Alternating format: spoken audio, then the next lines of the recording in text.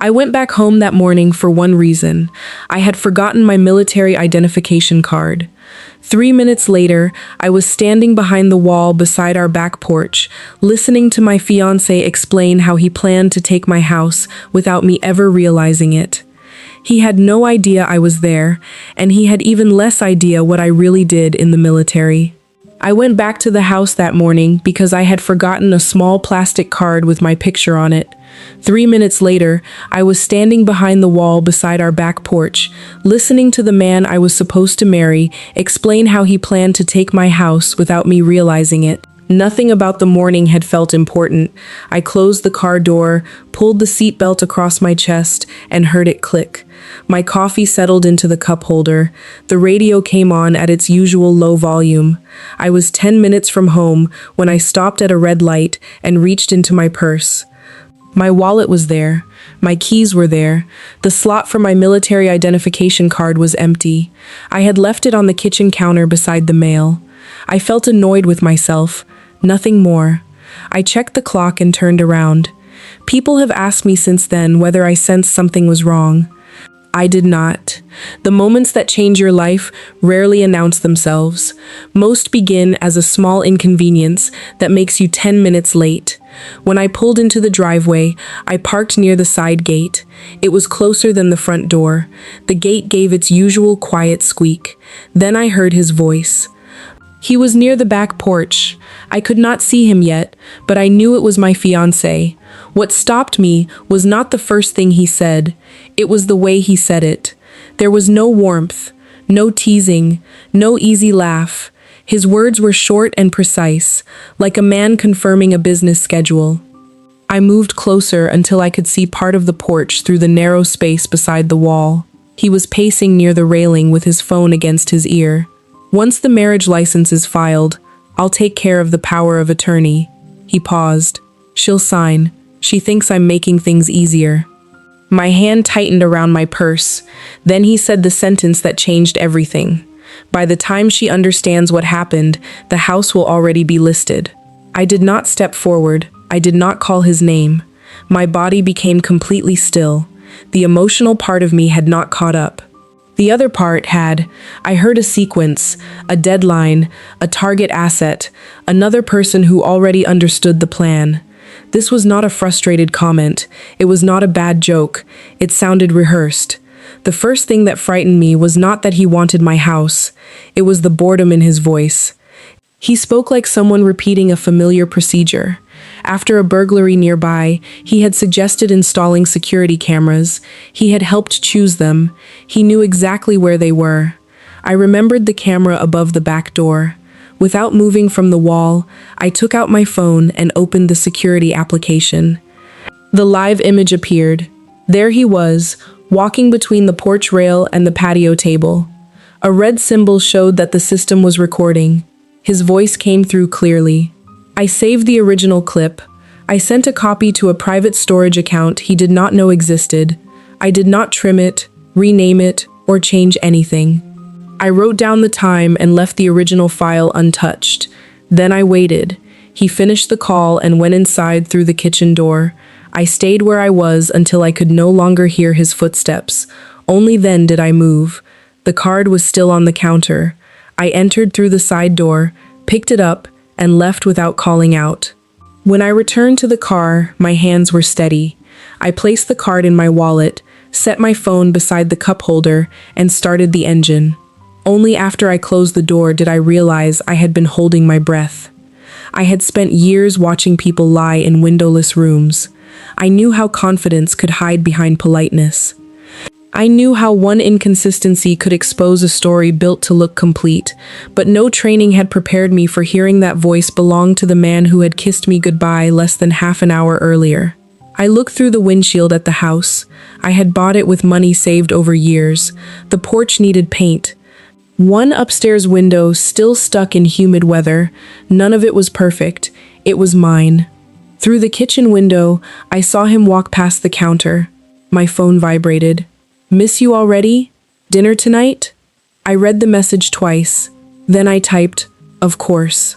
He thought I was driving to an ordinary administrative job on a military base.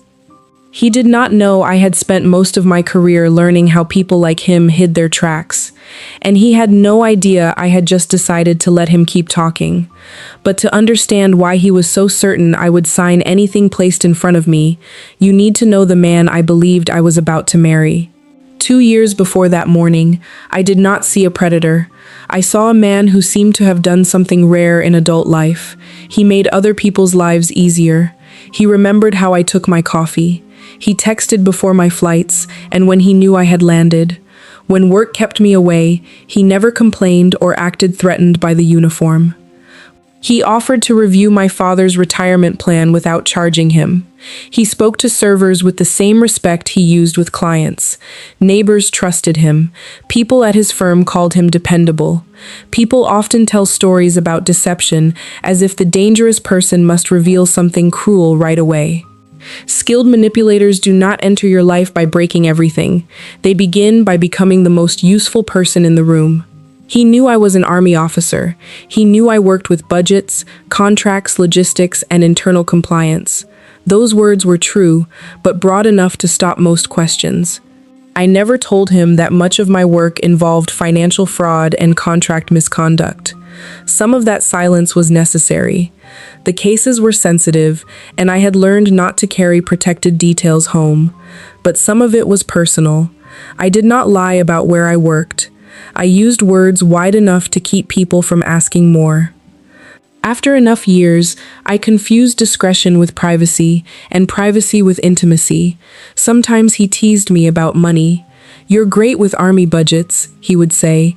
"Investing is a different language." Other times he smiled and told me, "You command people for a living. Let me be the one who takes care of you at home." I heard affection in those words. I was tired of being the person who always had the answer. With him, I wanted to put something down. Looking back, I do not think he chose me because I seemed helpless. He chose me because I had built a stable life and wanted one place where I did not have to manage every detail. The warning signs were small enough to excuse. He guided conversations toward the value of my house. He wanted to know where my retirement accounts were managed.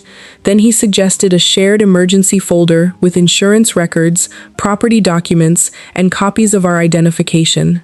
"Just in case something happens," he said. Each request made sense by itself. That was what made them dangerous. One question about a house is ordinary. One conversation about retirement is responsible. One emergency folder can be practical. But when every request points toward the same person gaining access, the pattern begins to matter.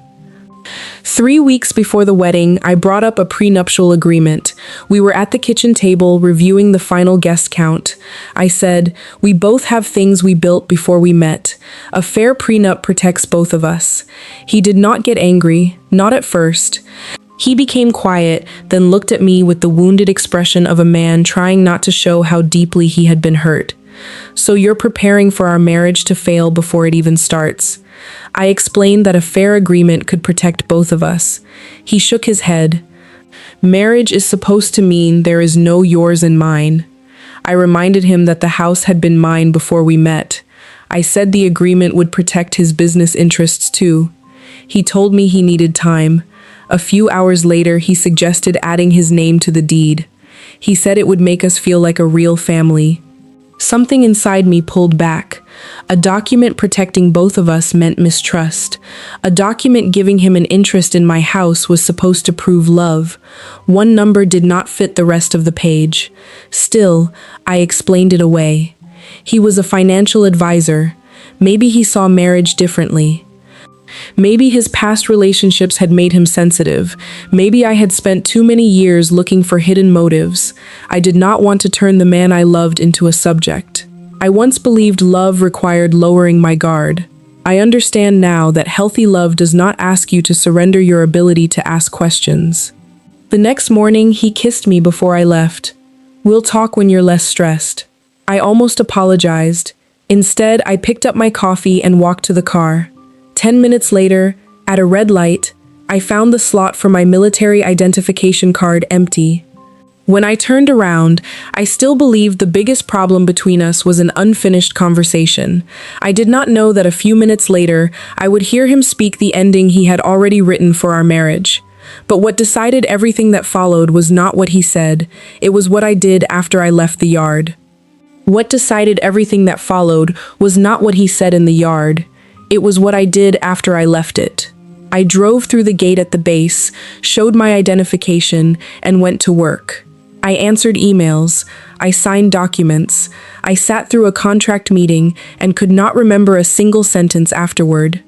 Someone asked whether we had chosen flowers for the reception. I said yes before I realized I had missed half the question. The air conditioner hummed above my desk. Keyboards clicked outside my office. My phone vibrated once inside the drawer. At noon, I closed my door, put on my headphones, and played the recording. The first time I heard the man I loved, I searched for another meaning in every sentence. Maybe he was talking about a client.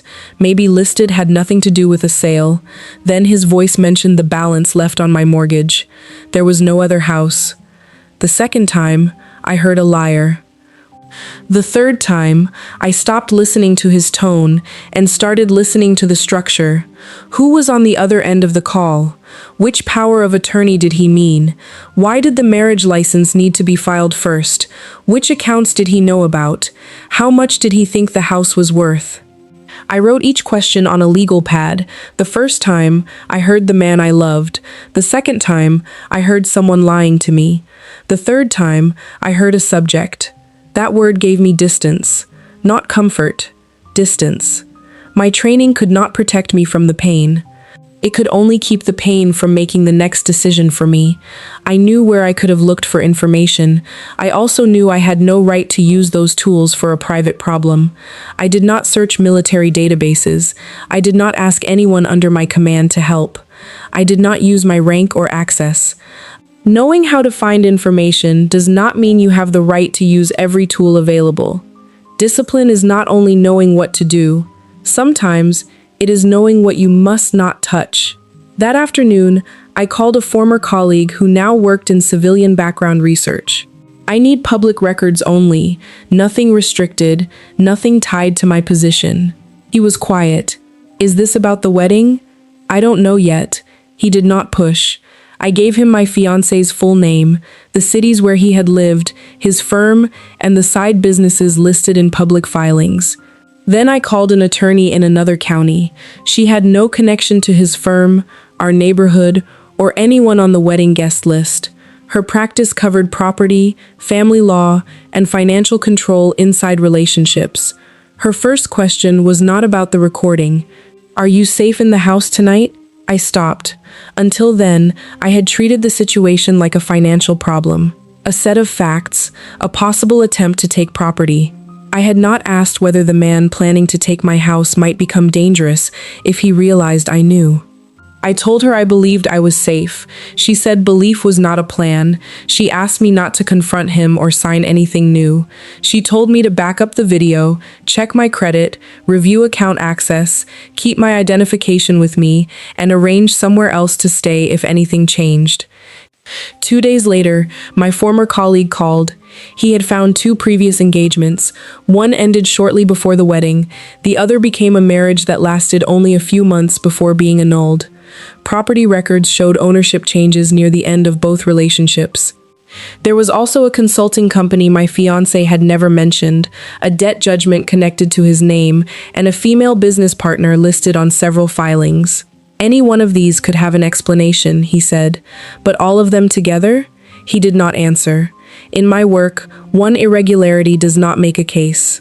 2 can still be coincidence. Danger begins when separate facts all point toward the same person benefiting. The person benefiting from every document was the man sleeping beside me.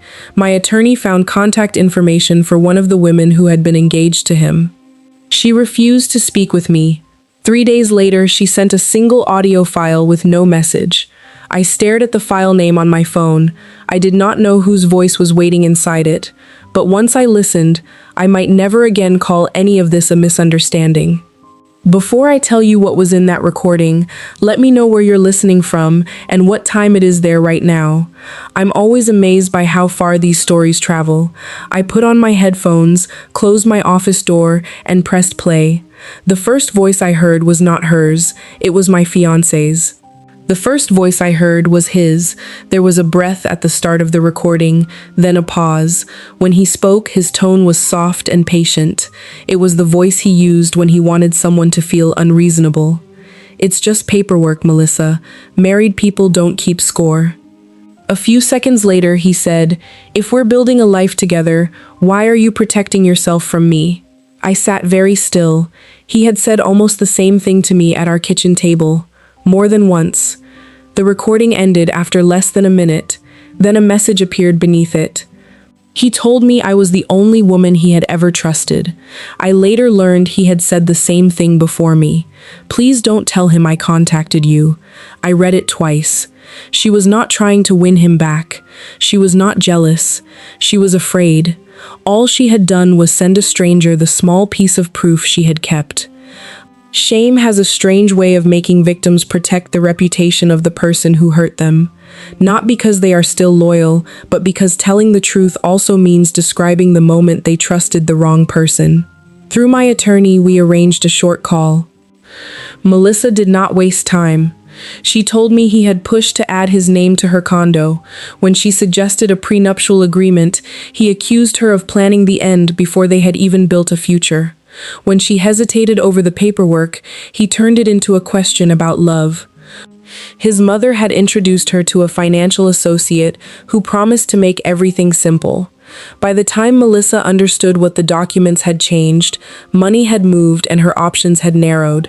She said she never sued because she did not want her parents to know how much she had lost. I could hear the embarrassment in her voice. Not guilt, embarrassment. I did not ask why she signed. I said, "I believe you." The line went quiet. Then she whispered, "Thank you." That evening, I decided to give him one last chance to show me what he would do when the answer was not easy. We were in the living room. He had poured himself a drink and was reviewing the wedding schedule on his phone. I told him I was ready to discuss combining our finances, but I still wanted a prenuptial agreement that protected both of us. He set his glass down harder than he meant to. "You're treating me like a suspect." I looked at him. "Then give me no reason to." The silence lasted long enough for me to hear the ice shifting in his glass. Then his expression changed. He sighed, rubbed his forehead, and apologized for being tense. He said the wedding had brought back pain from his past. He moved beside me and put his arms around my shoulders. The change happened too quickly. Anger became tenderness, as if someone had flipped a switch. Then he said the thing designed to reach the part of me that still doubted itself.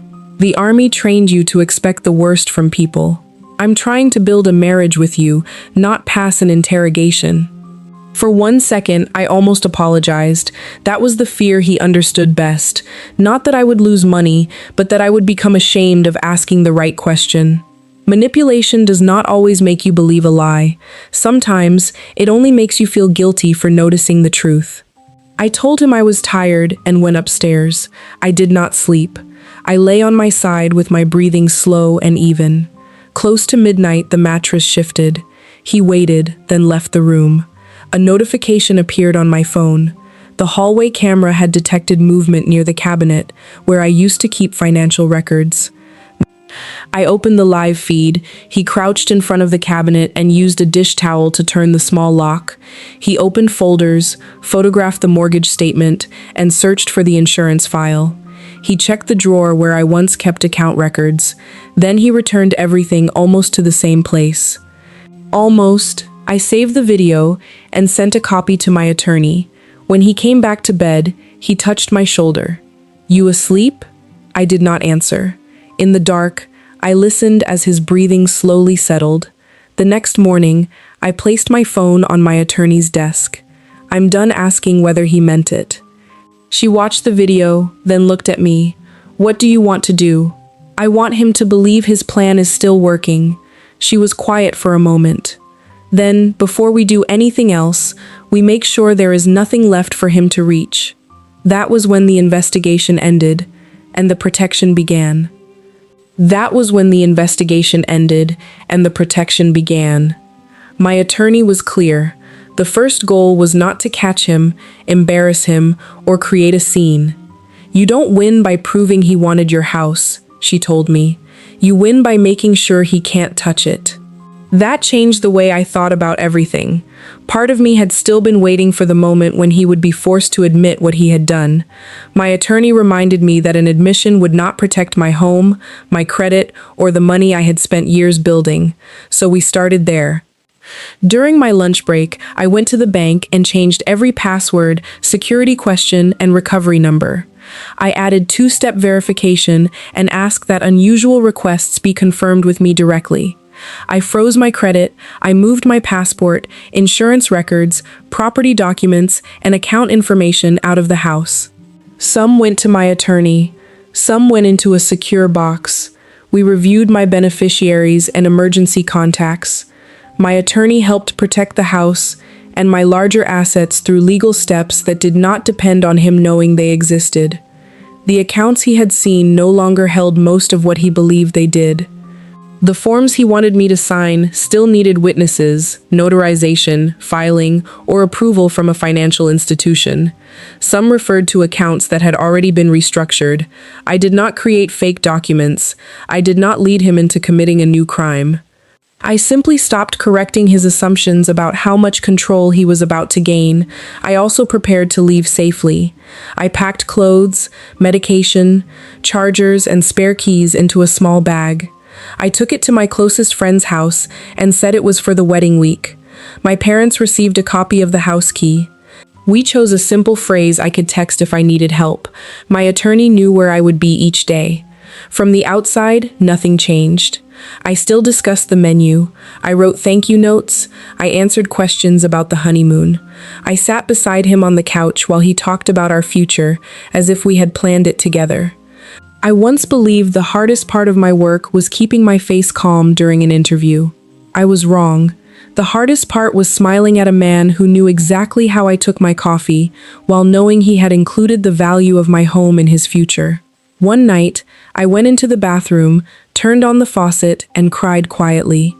I was not crying because I wanted him back. I was grieving the person I thought he had been. Financial control rarely begins with someone stealing money. It often begins when one person convinces the other that independence is a sign of mistrust. The goal is not only to take what you own. It is to make you hand it over, then feel guilty for asking what happened. 3 nights later, he came home carrying a dark blue folder. He placed it on the kitchen table as if he were giving me something thoughtful. My associate made it simple. He said, "We can finish the formal parts after the wedding." Inside were a power of attorney, account consolidation forms, beneficiary changes, documents connected to the house, and a page labeled Family Financial Plan. I read every page. He tried to look patient, but his eyes kept moving to the clock. I pointed to one section. "Why does this give you sole authority?" "Only in an emergency." I turned another page. "Why isn't it mutual?" "Yours is more complicated. We can update mine later." There it was again. Protection for both of us could wait. Control over me could not. I followed my attorney's instructions. I signed only the pages that could not take effect on their own. There was no notary, valid witness, or final filing. Some forms led to accounts that no longer held the assets he expected. Before handing anything back, I photographed every page and kept copies. He gathered the papers quickly. Not enough for anyone else to notice, but enough for me to see the relief in his hands. Then he kissed my forehead. "See? That wasn't so hard." I smiled at him. There are kisses you remember later, not because they were tender, but because they show you something final. In that moment, I understood that he did not see me as a person making a decision. He saw me as the last door that had finally opened.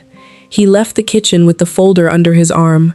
A few minutes later, my attorney called. "He took them," I said. "Did he suspect anything?" I looked through the window. He was sitting in his car, speaking to someone on the phone. "No, he thinks it's done." My attorney was quiet. Then she said, "We need to talk about his mother." Until that moment, I had thought of his mother as a woman who loved her son too much. I did not know how close she had stood to the two engagements before mine. Until that moment, I had thought of his mother as a woman who loved her son too much. My attorney showed me why that explanation was no longer enough. The same financial associate had been introduced to both women before me through his mother. She had joined conversations about what she called family assets. An old email showed her urging one woman to sign because her son had already been hurt enough. There was also a payment from him to his mother soon after one relationship ended. None of it proved she had designed the plan. It proved she had been close enough to see more than she admitted. I did not want to meet her. "She'll warn him," I said. "Maybe," my attorney replied, "but she may be the only person who can confirm he knew exactly what those documents would do." We agreed to meet in my attorney's office. No threats, no promises, no mention of the wedding plan. We would show her only what she needed to see. She arrived early, dressed neatly, her voice carrying the same careful warmth I had heard at family dinners. She used the nickname she had always called me and asked whether I was having second thoughts. Then she leaned forward. "My son told me the army has made it difficult for you to trust people. He had prepared a version of me before I ever spoke. If I questioned him, I was suspicious. If I protected myself, I was damaged by my work. People who manipulate others rarely create a story only for the person they control. They create one for everyone that person might ask for help." My attorney asked about the two women before me. His mother called one unstable and the other obsessed with money. She said both had offered to help him, then abandoned him when his investments failed. The words sounded almost exactly like his. I do not think she was consciously lying about every detail. I think she had repeated his version so often that it became easier to believe than the truth. My attorney placed a printed email on the table. His mother read the first line. "She's the cleanest exit I've ever had. No kids, no ex-husband, solid retirement, and the house is almost paid off." Her face stayed still, but her fingers tightened around the page. She kept reading. "Once the marriage is filed, she won't fight in public. Her career matters too much." She read it again, then looked at my attorney. "Where did you get this?" "That is not the important question." She turned to me. "What are you planning to do to my son?" "Nothing he didn't arrange for himself." Her mouth tightened. "He needs help. So did the women before me." She looked away. "You don't understand what he has been through." I kept my voice quiet. "I understand exactly what he planned to put me through." No one raised a voice. For the first time, I was not trying to make her approve of me. I was not trying to prove I was worthy of joining her family. I only needed her to look at the page. She stood without apologizing. She did not say she would help. She did not defend him either. She folded the email and slipped it into her purse. "That copy belongs to us," my attorney said. She stopped. "Let her take it," I said. After she left, I asked, "Do you think she knew?" My attorney looked at the closed door. "I think she knew enough to stop asking questions. Complicity does not always mean helping build the plan. Sometimes it means choosing not to look because the truth would be too inconvenient." I once believed family meant the people who protected you from hard truths. That day, I understood how often family becomes the place where truth is buried deepest. No one wants to admit that someone they love has become impossible to defend. That evening, he came home as if nothing had changed. He set his keys on the counter, asked about my day, then said, "Did my mom call you today?" My heart paused. "No. Why?" He studied my face, then smiled. "No reason." He went upstairs. I checked my phone. No call, no message, no warning. But the front camera showed a car that looked like hers, moving slowly past the house a few minutes before he arrived. It did not stop. I did not know whether she planned to save her son, save me, or save the last piece of dignity her family still had.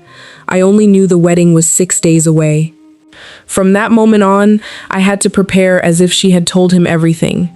6 days later, my father stood outside the chapel doors and asked whether I wanted him to walk me in or walk me out. I looked through the narrow opening at the man who was about to lose everything he believed he had secured. Then I placed my hand on my father's arm. For the next 6 days, I lived as if his mother had told him everything. I checked the rearview mirror on my way to work. I changed the route home. I kept my phone with me. But what unsettled me most was not that he became watchful. It was that he became kinder. He brought coffee to bed, took over wedding tasks, and asked whether I was happy. He offered to hold my purse and wanted to know where I had left my phone. His eyes kept drifting toward the cabinet where I used to store financial records. When you no longer trust someone, even kindness changes shape. A cup of coffee can still be a cup of coffee, but where is your phone no longer sounds like concern. 2 days before the wedding, I met my parents and my closest friend at my attorney's office. I told them about the call, the recording, the debt, the women before me, the documents, and the steps we had taken to protect the house. My mother sat quietly. "Are you safe?" "Now I am."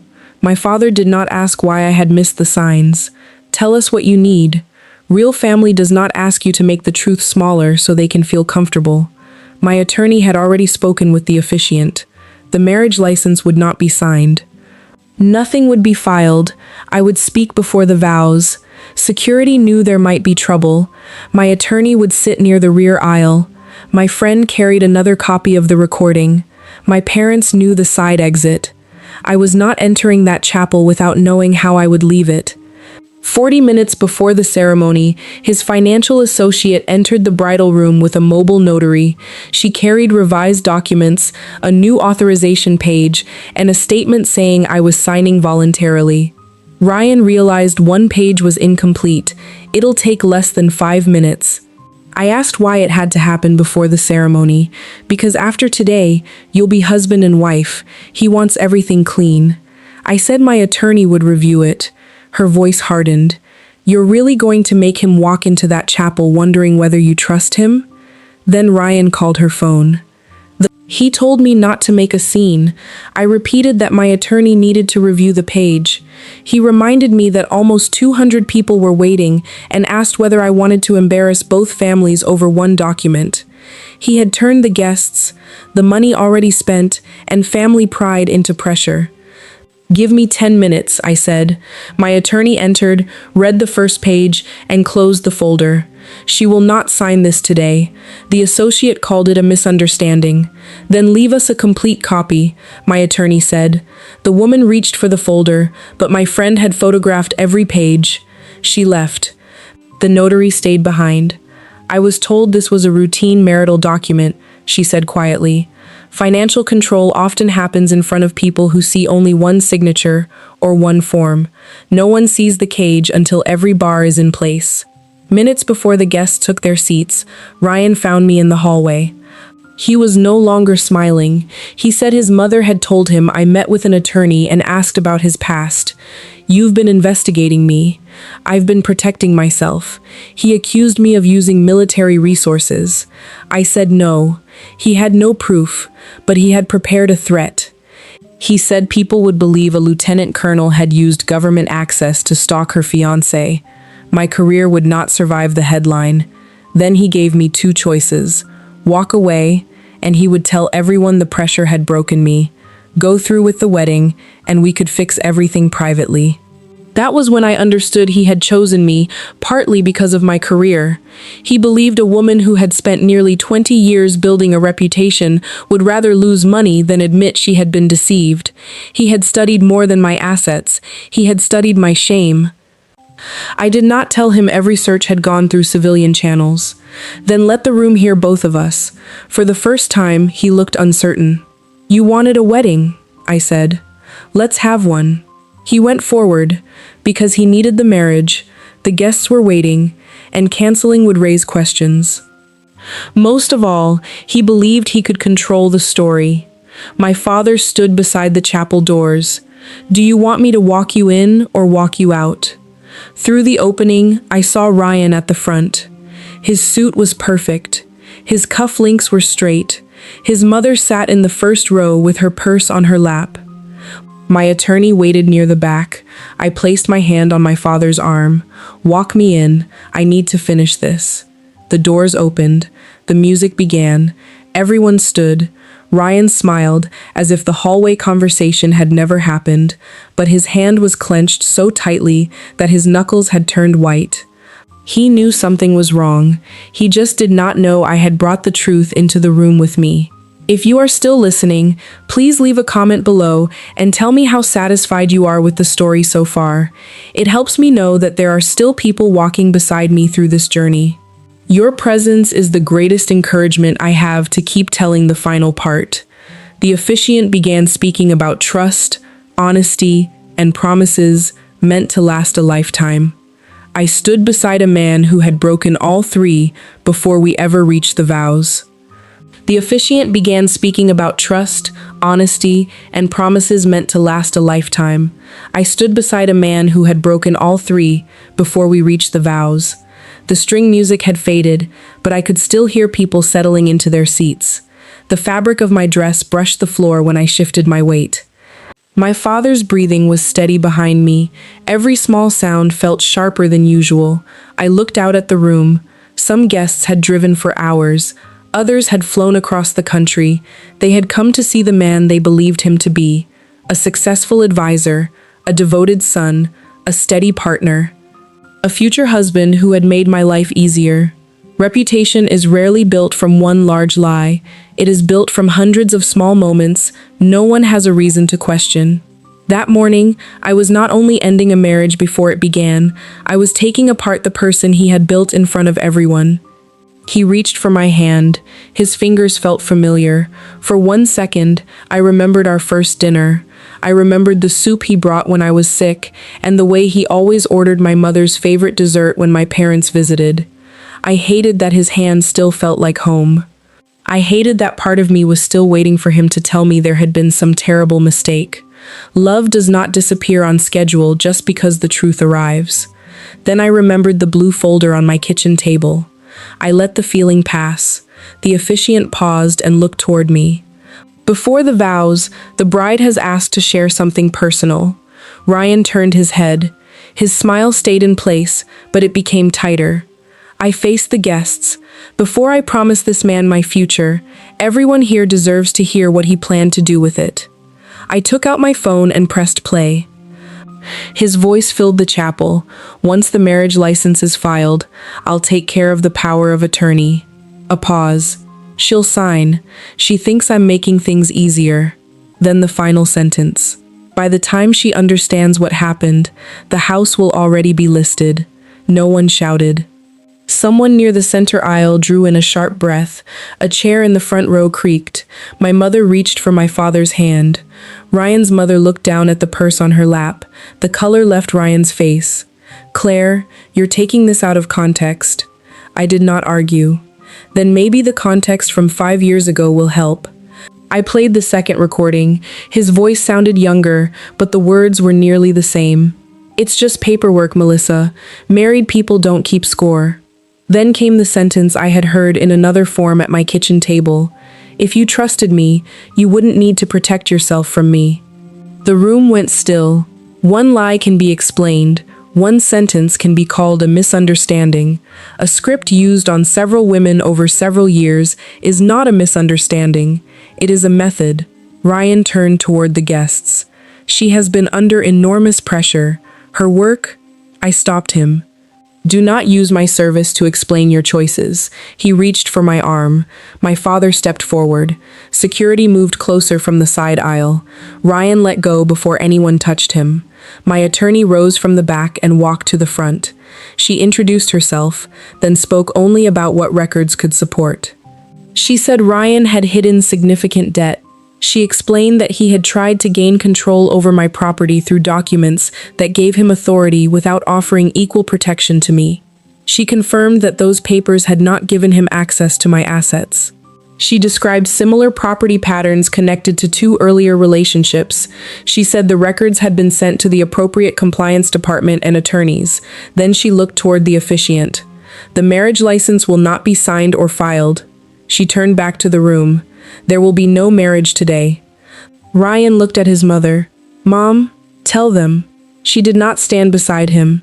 Instead, she opened her purse and removed an envelope. She placed it on the empty chair next to her.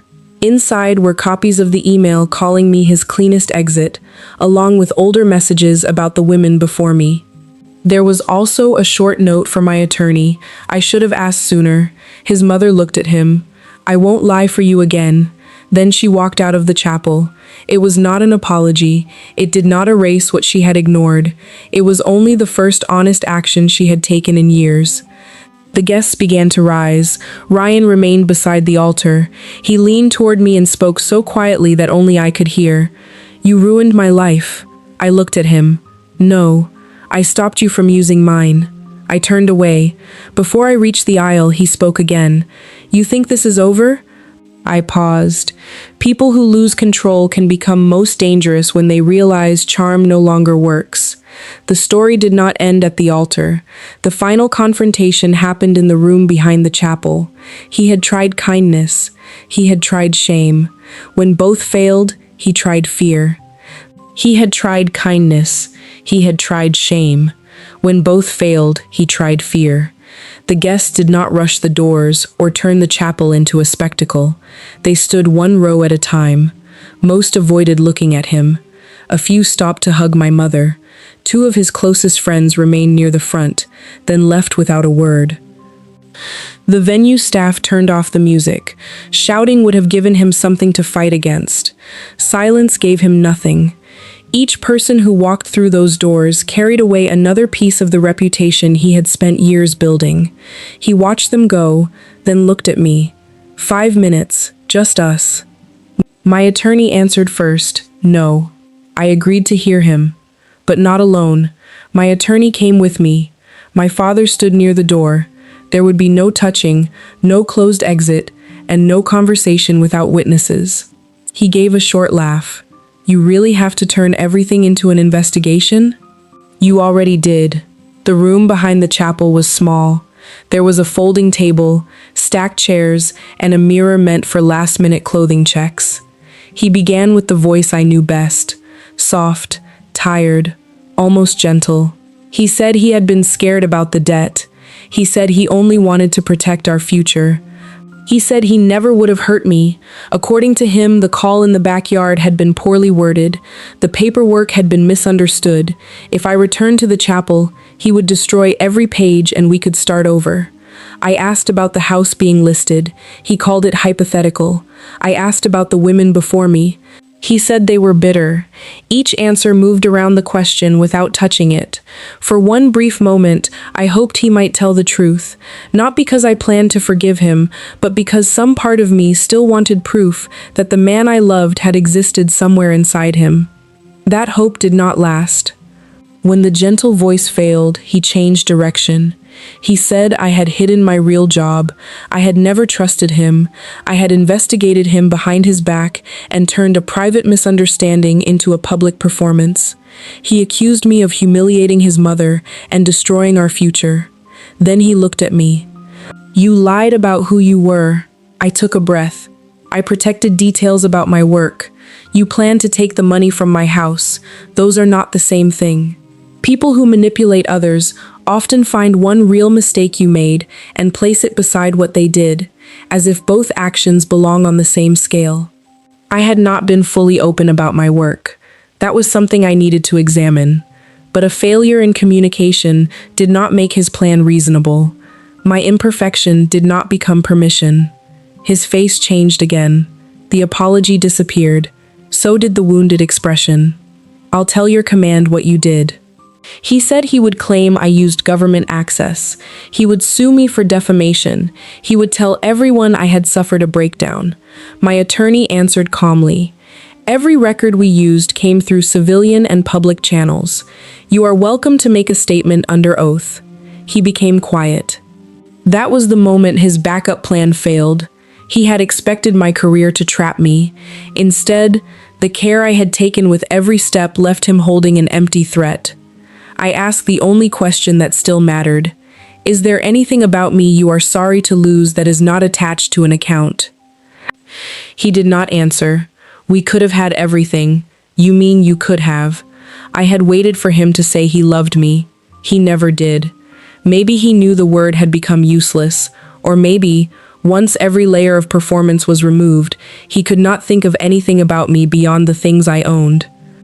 I did not stay to win the argument. Security escorted him to collect his personal items. He was not allowed to return to the house. The locks had already been changed, and his belongings would be transferred through a third party. All future contact would go through my attorney. My mother wrapped her arms around me. My father asked, "Ready to go home?" I looked down at the dress. I don't know where home is tonight. My closest friend took my hand. Wherever you sleep without being watched. Later, at her house, I changed out of the dress and folded it across a chair. My attorney called before I had removed the pins from my hair. His financial associate had hired her own lawyer and wanted to talk. She claimed she had followed instructions. She had records connected to 2 other women and evidence that he had used business accounts to hide debt. She would cooperate if her interests were protected. The performance at the chapel was over. But within hours, the people who had helped him keep his secrets were beginning to wonder whether silence could still protect them. That is how a system starts to collapse. Not when the person at the center confesses, but when everyone around him stops believing he still has the power to save them. That is how a system starts to collapse. Not when the person at the center confesses, but when everyone around him stops believing he still has the power to save them. The consequences did not arrive the next morning. There were no flashing lights outside the house, no dramatic arrest, no single moment when everything became settled. His firm placed him on administrative leave and blocked his access to client records. The compliance department began reviewing transactions connected to his accounts. The state regulator received the file from my attorney.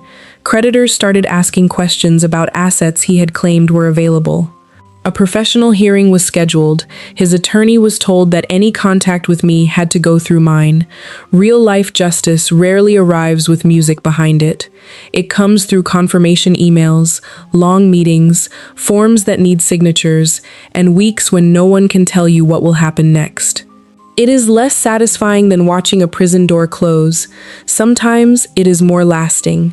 His financial associate met with investigators through her own attorney. She admitted that she knew he was gathering information about my property. He had called it premarital financial planning. She helped collect public records about the house and other assets. She knew he was in debt, but claimed she did not understand the full amount. She had also seen him use a similar approach with another woman. When she began to suspect what he was doing, she kept working for him. She needed the money. She was afraid of losing her job. I did not need to forgive her. Not everyone inside a harmful system carries the same responsibility, but not wanting to know is not the same as not knowing. At some point, looking away becomes a choice. A few weeks later, Melissa came to my attorney's office. She carried a thick envelope with both hands. Inside were printed emails, the old voice message, a bank statement, photographs of documents he had asked her to sign, and a letter she had written years earlier but never sent. She sat across from me and kept her eyes on the table. I thought I was the only one stupid enough to believe him. I felt something inside me tighten. "You weren't stupid," I said. "You were alone." She looked up then. For a moment, neither of us spoke. The second woman still refused to meet me. I understood. Learning that someone else had been hurt by the same man did not create an obligation to sit in a room and relive it. Once she knew there were 2 separate records, she agreed to speak with my attorney. She provided a deed transfer, messages from his mother, and an email that used nearly the same language he had used with me. She also had proof that she had been pressured to stay quiet because speaking publicly would destroy the career of a good man. 3 women, different years, different homes, the same sequence. He built trust. He studied the assets. He opposed any agreement that protected both people. He turned financial independence into evidence of emotional distance. Then he pushed for ownership changes and used shame to keep the woman quiet afterward. He did not need each of us to believe every lie. He only needed us to doubt ourselves long enough to sign a few pages. Financial control does not require a person to lose the ability to think. It only requires the manipulator to control the moment when a decision is made. His mother sent additional records through her lawyer. She included one sentence: "I knew enough to ask questions. I chose not to. I did not respond." Her cooperation helped. It did not erase what she had ignored, and it did not create any obligation for me to forgive her. It was only the beginning of her decision to stop protecting him. Months passed. His firm ended its relationship with him. The regulator temporarily restricted his ability to work in the field. Civil claims were filed by the women before me. The investigation continued. I did not attend every meeting or follow every update. I let my attorney handle what belonged to the case. After one meeting with Melissa, I returned to the base and sat down in front of a new fraud file. The numbers were clear. The pattern should have been easy to follow. I read the same page 3 times. For the first time since the morning in the yard, I was no longer afraid he would take my house. I was afraid I would never trust my own judgment again. I picked up my phone and called a therapist. I had learned how to protect my property. The harder part was learning how to live in the life that remained after the trap had been removed. In my first session, I said something I had not been able to say to anyone else. I find fraud for a living. I should have known. I find fraud for a living, I told the therapist. I should have known. She did not rush to reassure me. You were not auditing him, she said. You were loving him. I looked down at my hands. The signs were there. Signs are easiest to read after someone tells you where to look. That sentence stayed with me. People with specialized training carry a particular kind of shame when they become victims. You do not only feel hurt, you begin to believe the hurt has taken something from your identity.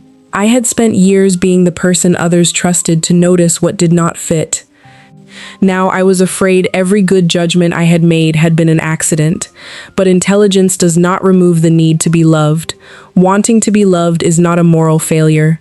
When I returned to the base, no one asked me to explain what had happened at the chapel. A coworker stopped beside my desk. "You good?" "Not yet," he nodded. "Let me know what you need." Then he walked away.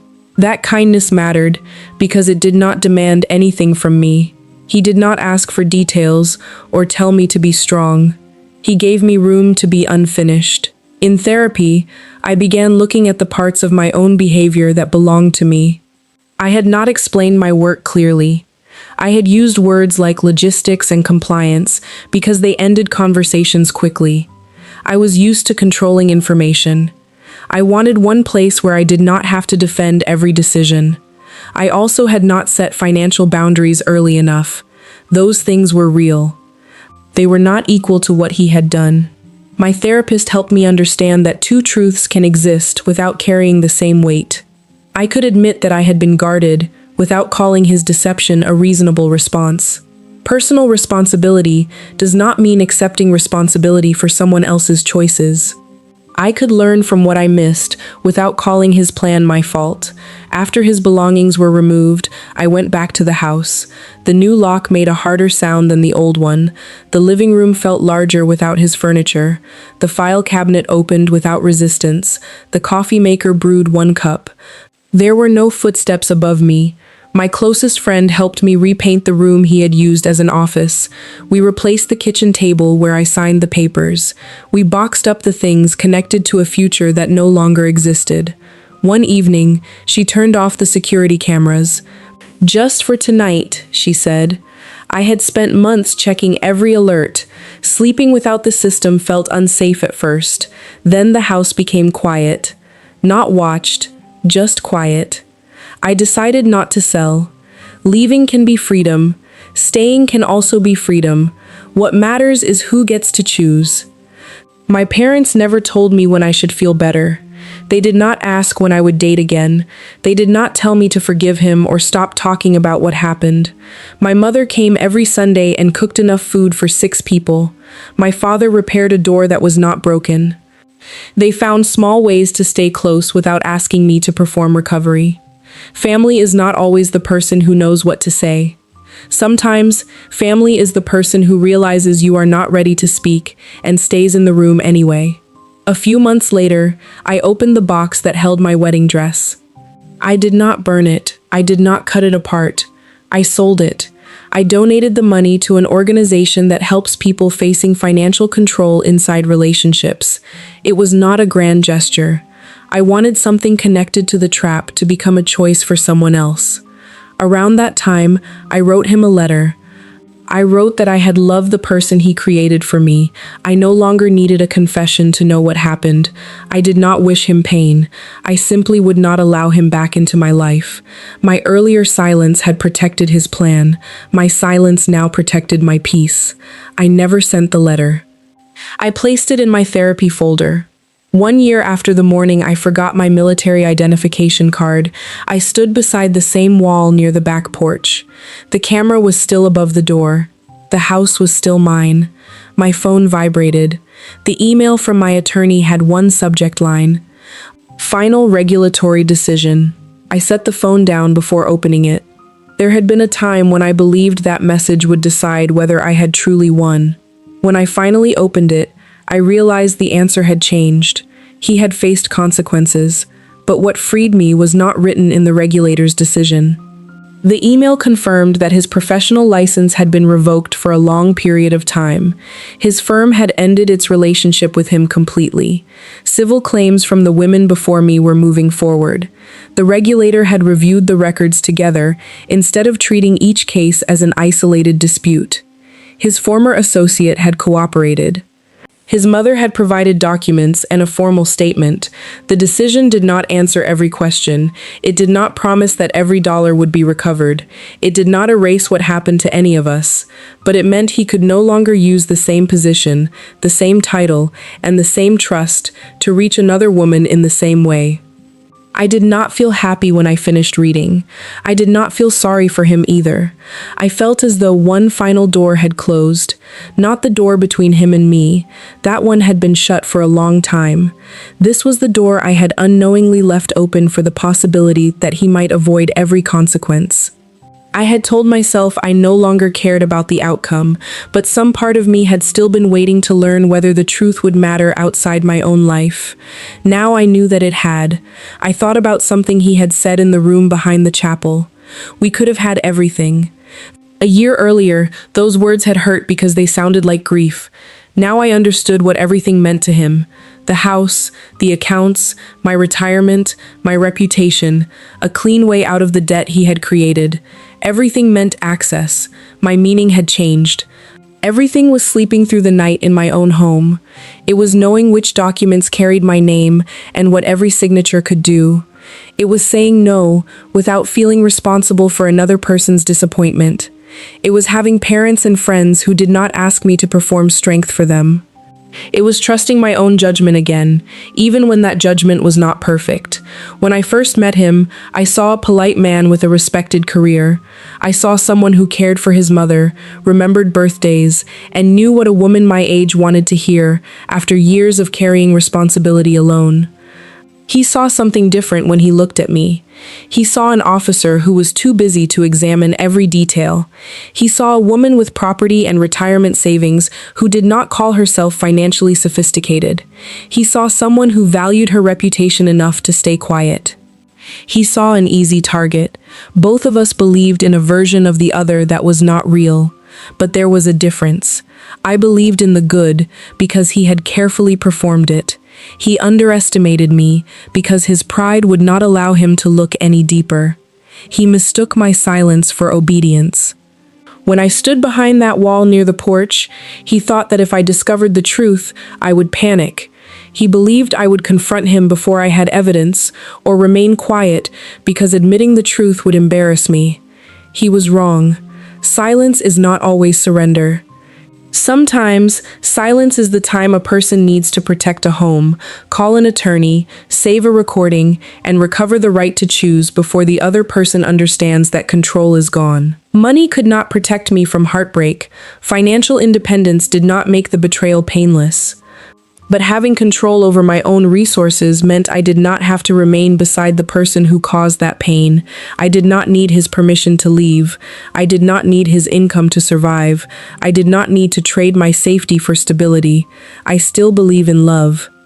I simply no longer believe that love requires a person to stop asking questions. One morning, not long after the final decision, I prepared to leave for the base.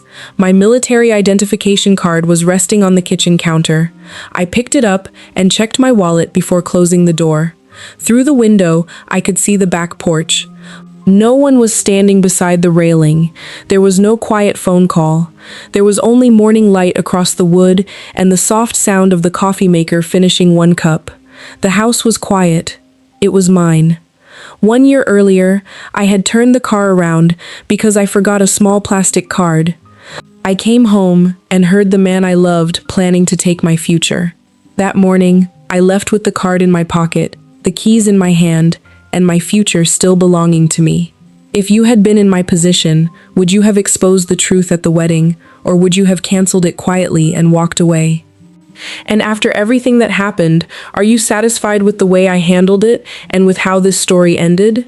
He once believed my house, my savings, and my silence could become an escape from the life he had created. In the end, the only person who walked away completely free was me. What do you think about her decision? Would you have done anything differently in her place? Share your thoughts in the comments. I read every single one. If this story gave you something to think about, please leave a like, share it with someone you care about, and subscribe so you do not miss the next story. I will see you again in the next one. We are Honor Family Radio, using stories to walk beside you through the years and help you rediscover peace, courage, and strength within.